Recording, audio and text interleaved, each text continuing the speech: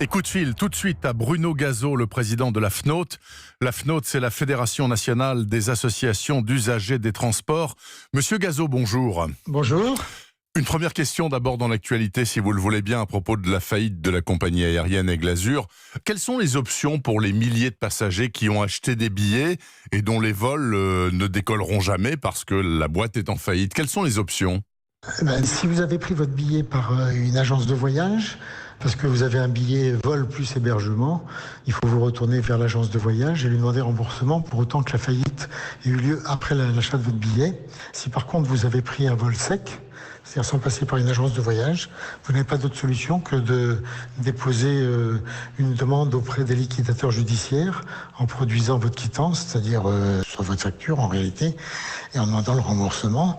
Mais vous êtes soumis à la loi sur les faillites et à ce moment-là, les liquidateurs ou les administrateurs judiciaires prennent en compte les demandes de remboursement des usagers que dans un ordre qui est celui prévu par la loi.